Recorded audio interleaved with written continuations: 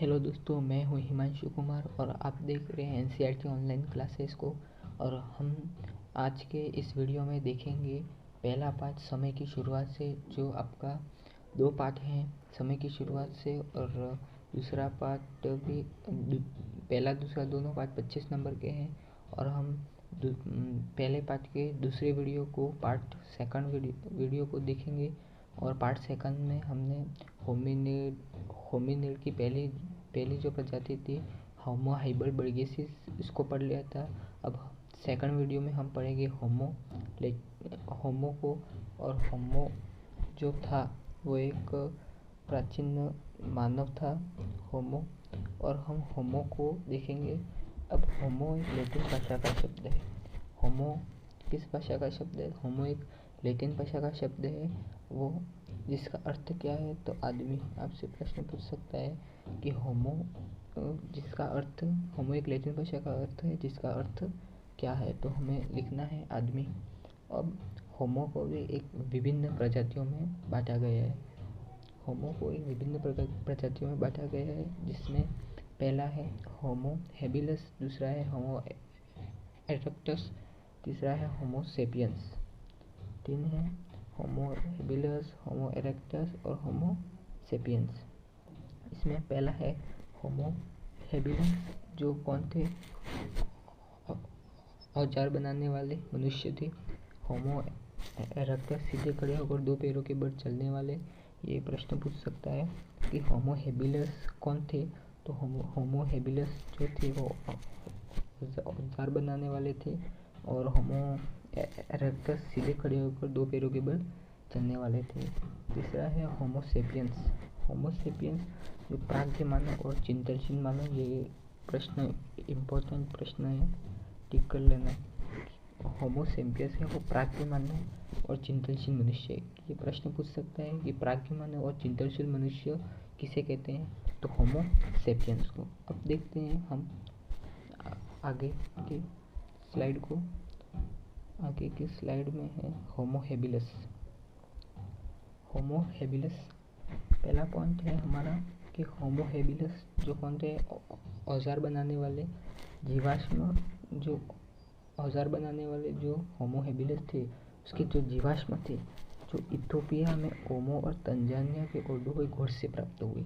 कि जो होमो हेबिलस के जो जीवाश्म हैं वो कहाँ से प्राप्त हुए? तो वो ये प्रश्न पूछ सकते हैं। तो इथियोपिया में ओमो और तंजानिया के ओडोगोई घोष से प्राप्त हुए। ये प्रश्न आ सकता है कि होमो हेबिलस के जीवाश्म कहाँ पाए गए थे? इथियोपिया और तंजानिया के ओडोगोई घोष में।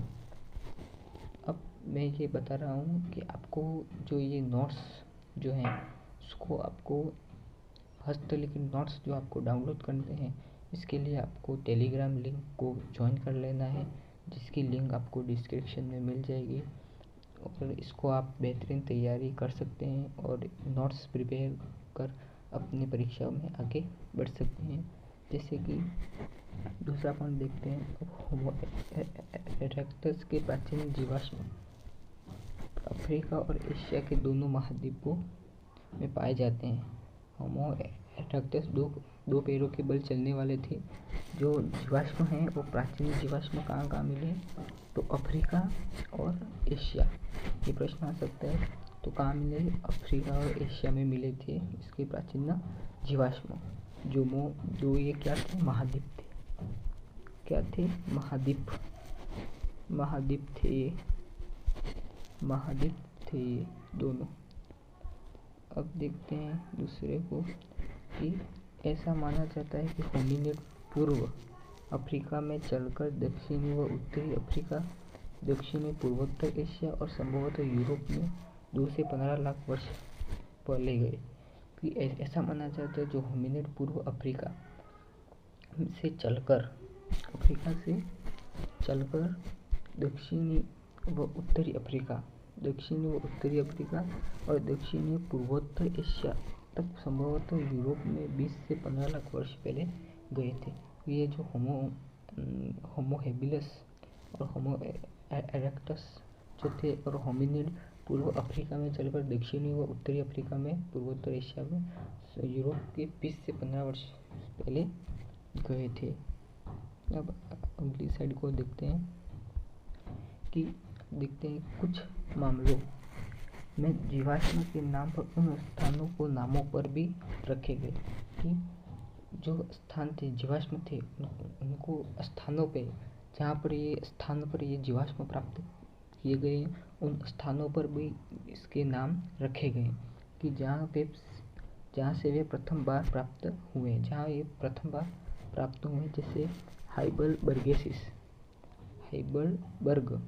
हाइबलबर्ग जो जर्मन में पाए जाने वाले जीवाश्म, जिससे हाइबलबर्ग स्थान का नाम है, जर्मन में पाए जाने वाले जीवाश्म, जिसको क्या नाम दिया, होमो हाइबलबर्गेसिस, जिसको क्या नाम दिया गया, होमो हाइबलबर्गेसिस।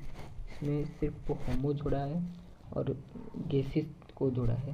तथा दूसरा जीवाश्म देखिए, एक था निएंडरकाटी में, वो भी जर्मन में ही है, पाए जाने वाले जीवाश्म होमो निएंडरथैलेसिस, इसको होमो निएंडरथैलेसिस कहलाए। ये दो जीवाश्म मिले हैं जिसके नाम स्थान के नाम पर इनको रखा गया है। अब देखते हैं होमो सेपियंस को देखते हैं। होमो सेपियंस जो थे वो प्राज्ञ मानव और चिंतनशील मानव है। इसमें मैंने कहा था वो प्रश्न पूछ सकता है होमो सेपियंस के बारे में। अब होमो सेपियंस की जो दो भाग थे, होमो सेपियंस की दो प्रजातियों में बांटा गया, होमो हाइबलबर्गेसिस और होमो निएंडरथैलेसिस, जो हमने अभी पढ़ा है, जिसके स्थान के नाम पर इनको रखा गया है कि होमो हाइबलबर्गेसिस और होमो निएंडरथैलेसिस, ये दो प्रजातियां हैं। इसको हम देखेंगे।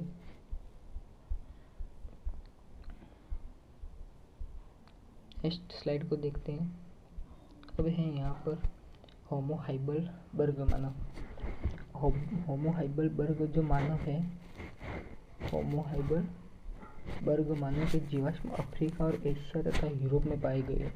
कि ये जो होमो हाइबल मानव थे वो अफ्रीका, एशिया तथा यूरोप में पाए गए। इसके जो जीवाश्म हैं वो 3 स्थानों पर पाए गए, एक तो अफ्रीका में, एक यूरोप में और एक एशिया में।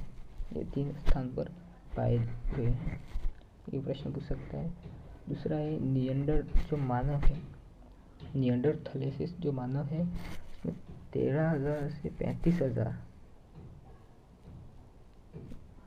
नहीं सॉरी 1,30,000 से 35,000 वर्ष पहले यूरोप के पश्चिम और मध्य एशिया में निवास करते पश्चिमी यूरोप के लगभग 35,000 वर्ष पहले अचानक लुप्त हो गए।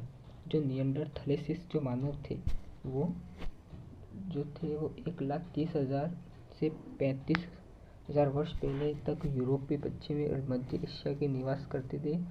कहाँ निवास करते थे? एशिया में निवास करते थे।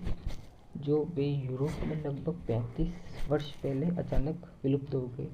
ये जो निएंडरथैलेसिस मानव थे वो 35,000 वर्ष पहले विलुप्त हो गए, अचानक विलुप्त हो गए। अब दूसरा देखते हैं कि होमो इरेक्टस, आद्र होमो सेपियंस। होमो इरेक्टस सीधे खड़े होकर चलने वाले जो होमो सेपियंस प्राज्ञ मानव और चिंतनशील मानव, और निएंडरथल और होमो सेपियंस नामक प्रजाति अफ्रीका, एशिया और यूरोप के मध्य अक्षांश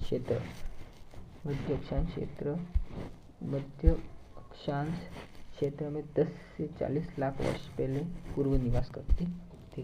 कि होमो इरेक्टस जो आद्र होमो सेपियंस और निएंडर एवं होमो सेपियंस नामक प्रजाति अफ्रीका, एशिया, यूरोप के मध्य अक्षांश क्षेत्र, मध्य जो अक्षांश का क्षेत्र है उसमें 10 से 40 लाख वर्ष पूर्व निवास करती थी। ये प्रजाति निवास करती थी। देखते हैं यहाँ पर, इसको छोटा कर देते हैं स्लाइड को, इसलिए आपको आराम से दिख जाएगा।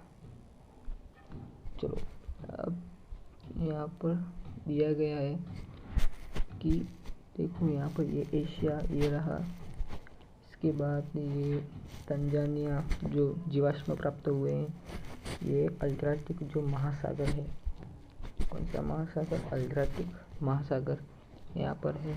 ये अफ्रीका यहाँ पर है। ये प्रश्न पूछ सकता है 4 नंबर में, ये एक इम्पोर्टेंट नक्शा है। इसके बाद ये मिस्र जिसकी राजधानी काहिरा है, जायरे अफ्रीका, दक्षिणी पश्चिमी लीबिया, इसके बाद इथोपिया, एशिया, लाल सागर, भूमध्य सागर जिसे रोम का हृदय कहा जाता है, वो हम नेक्स्ट अध्याय में पढ़ेंगे, जिसमें लीबिया, इसके बाद सूडान, इसके बाद टैन, ये सब इसको आपको देख लेना है।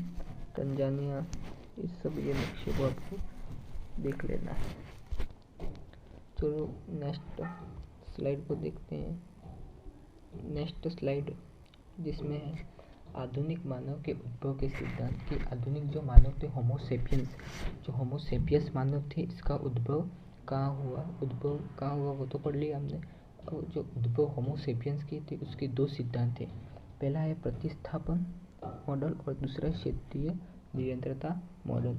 आधुनिक मानव के उद्भव के विषय में दो प्रचलित मत थे, एक तो क्षेत्रीय निरंतरता मॉडल में, एक तो प्रतिस्थापन मॉडल और दूसरा क्षेत्रीय निरंतरता मॉडल।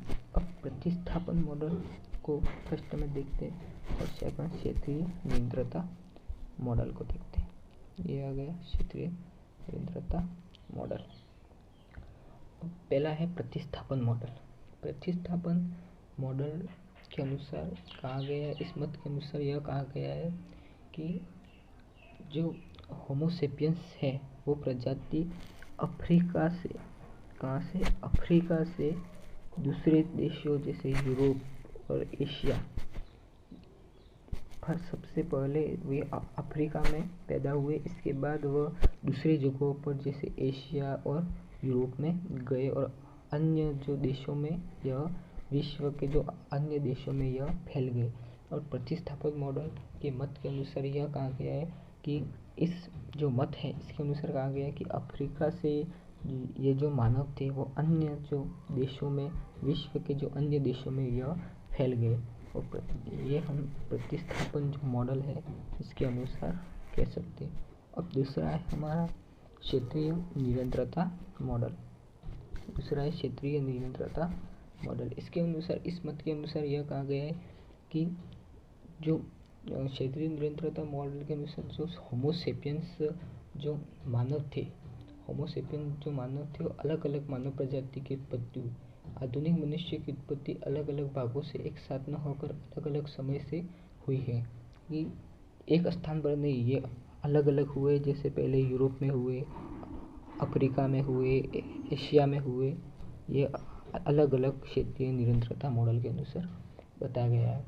और यह मॉडल बताता है कि अलग अलग प्रदेशों में रहने वाले होमोसेपियंस का आधुनिक मानव के रूप में विकास धीरे धीरे अलग गति से हुआ है। और ये था हमारा क्षेत्रीय निरंतरता मॉडल कि इस जो था वो अलग अलग देशों से हुआ है। और प्रतिस्थापन मॉडल के अनुसार कहा गया है कि सबसे पहले ये जो था वो इस मत में कि यह पूर्णतः अफ्रीका से अन्य ये देशों में गए हैं।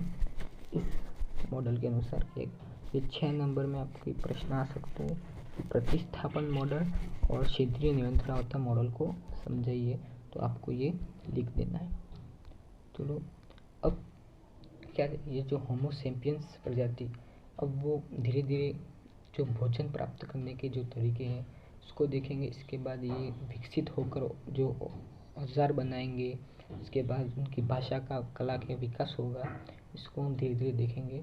और पहला है हमारा जो भोजन प्राप्त करने के तरीके, कि ये जो होमोसेपियंस प्रजाति थी वो भोजन किससे प्राप्त करती थी। भोजन प्राप्त करने के तरीके में पहला पॉइंट देखते हैं कि आदिकालीन मानव विभिन्न तरीकों से भोजन प्राप्त करता था।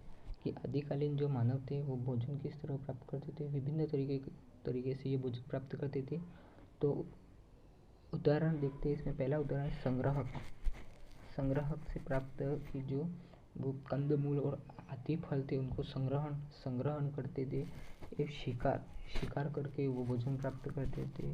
मछली पकड़ना और अपमानजक, किसी भी वस्तु को साफ करने को अपमानजक कहते हैं। अपमानजक किसी जो वस्तु या जो मांस था उसको ये अपमानजक के रूप में साफ करते थे। ये जो उसको आपको याद कर लेना है पॉइंट को। कि आदिकालीन भोजन प्राप्त करने के तरीके के उदाहरण कौन कौन से हैं, पूछ सकते हैं। दूसरा देखते हैं कि विद्वानों के अनुसार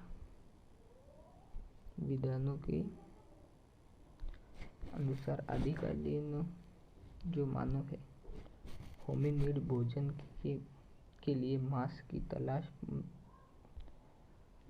वापस देखते हैं। विद्वानों के अनुसार आदिकालीन होमिनिड भोजन के लिए मांस की तलाश में मरे जानवरों के शवों को करते होंगे। ये जानवर स्वाभाविक तौर पर मर जाते होंगे अथवा अन्य जानवरों के द्वारा मार दिए जाते होंगे। विद्वानों के अनुसार ये बताया गया है कि आदिकालीन जो होमिनिड भोजन प्राप्त करने के जो तरीके थे वो जानवरों के शवों को मारकर और उनको मर जाते होंगे और उन जानवरों को मांस मिट्टी को वो खाते होंगे।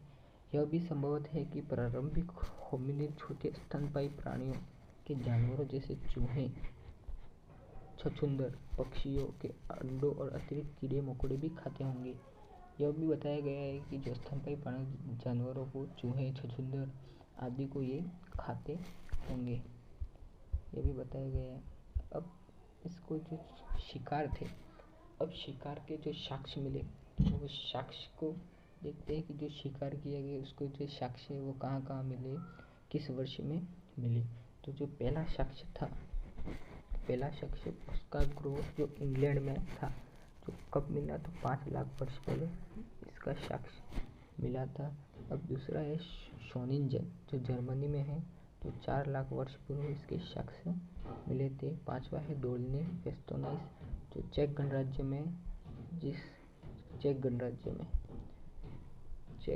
में है, ये भी 4 लाख वर्ष पहले ही मिले थे।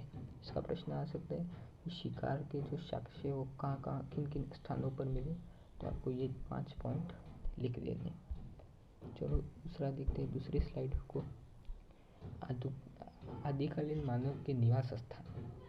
आदिकालीन जो मानव थे उनका जो निवास स्थान था वो रहते कहाँ थे, कहाँ पर उनकी विभिन्न प्रकार की जो जातियाँ हैं वो रहती कहाँ पर थी, और होमो सेपियंस जो जाति थी वो कहाँ अपना निवास स्थान बनाती थी, उसके जो साक्ष्य हैं हमें पुरातात्विक स्थलों से प्राप्त हुए हैं। और यह संभवतः यह नहीं कहा जा सकता है कि यह फिक्स कि हुआ था वहाँ पर, ये अनुमान लगाया जा रहा है जिससे पुरातात्विक स्थलों में मिले हैं।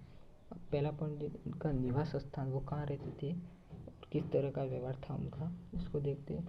तो पुरातात्विक का मत है कि इस क्षेत्र में होमिनिड अन्य प्राइमेटो मांसाहारी के साथ निवास करते थे, कि एक ही क्षेत्र में होमिनिड जो प्रजातियाँ थी जो प्राइमेट मांसाहारी के साथ निवास करती थी, किसके साथ निवास करती थी, प्राइमेटों के साथ। अब पूर्व होमिनिड में होमो हेबिलिस भांति जहाँ कहीं भी जैसा भी भोजन प्राप्त हो जाता वहीं खा लेते थे, कि पूर्व होमिनिड होमो हेबिलिस की भांति जहाँ भी कोई भी भोजन मिले को वो खा लेते थे। अब है दूसरी देखते हैं, ये विभिन्न स्थानों पर सोते थे, विभिन्न स्थानों पर, पेड़ पर, वृक्षों पर, अधिकांश समय वृक्षों पर ये रहते थे जहाँ पर भोजन को पर्याप्त मिल सके। अधिकांश समय वृक्षों पर व्यतीत करते थे, वृक्षों पर अधिकांश समय जो ये प्रजाति व्यतीत करते थे। अब देखते हैं कि जो ये गुफा ये कहाँ पर, पहले तो वृक्षों पर रहते थे, धीरे धीरे उनका विकास हुआ, क्रमिक विकास हुआ, तो ये कहाँ झोपड़ियाँ बनाकर रहने लगे। तो लगभग 4 लाख से 1.25 लाख वर्ष पूर्व गुफाओं में खुले निवास के स्थान का प्रचलन शुरू हुआ। कब मिला, खुले गुफाओं के स्थान का साक्ष्य कब मिला, ये प्रश्न पूछ सकते हैं। तो लगभग 4 लाख से 1.25 लाख वर्ष पूर्व ये मिले हैं। अब देखते हैं पहली झोपड़ी, हम लेज़रेट गुफा, एक गुफा मिलती है साक्ष्य में जो आप चित्र में देख पा रहे हैं, ये है लेज़रेट गुफा। जो लेज़रेट गुफा है वो दक्षिणी फ्रांस में है, जिसका जो आकार है वो है 12x4 चौड़ाई और ऊंचाई 12x4 मीटर है। 2 चूल्हे के विभिन्न भोजन के स्रोत मिले हैं यहाँ पर, 2 चूल्हे हैं, ये विभिन्न भोजन के स्रोत यहाँ पर मिले हैं। इसे अनुमान लगाया जाता है कि यहाँ पर कि जो आदिकालीन मानव थे उनका निवास स्थान था। पहले जो गुफा थी वो है लेज़रेट गुफा। अब सेकंड गुफा को देखते हैं। दूसरी गुफा है हमारा टेरा अमाटा। इस स्क्रीन पर आप देख पा रहे ये टेरा अमाटा की गुफा है। टेरा अमाटा में दक्षिणी फ्रांस में समुद्र तट पर स्थित है। ये कहाँ पर स्थित है? दक्षिणी फ्रांस के समुद्र में स्थित है। तो यहाँ पर क्या मिला है कि लकड़ी व घास की छतों वाली कमजोर झोपड़ी के साक्ष्य मिले। आप देख पा रहे हैं यहाँ पर जो लकड़ी की कमजोर थी ये यहाँ पर दिखाई दे रही है, लकड़ी की कमजोर छतों वाली झोपड़ी। दूसरी गुफा को देखते हैं तो केनिया और चिसोवांजा और स्वाटफार्स। यहाँ पर क्या मिला है गुफा में? यहाँ पर मिला है पत्थर के औजार के साथ साथ अलग अलग पकाई गई चिकनी मिट्टी, जली हड्डियों के टुकड़े मिले। जैसे कि ये स्क्रीन पर देख पा रहे हैं यहाँ पर ये जली मिट्टी, इसके बाद औजार, पत्थर मिले हैं आदि ये मिले हैं जो 14 लाख से 10 लाख पुराने हैं। कितने साल पुराने हैं? 14 से 10 लाख साल पुराने ये साक्ष्य मिले हैं हमको। बस आज के वीडियो में बस इतना ही। नेक्स्ट वीडियो में हम मिलेंगे कि वो उनका भाषा के रूप में विकास कैसे हुआ और अन्य जो थे उनमें भाषा और कला में विकास कैसे हुआ, और हम नेक्स्ट वीडियो में देखेंगे। आज के लिए बस इतना ही। चैनल को लाइक करें, सब्सक्राइब करें और बेल आइकन की घंटी को दबा दें। थैंक यू, धन्यवाद।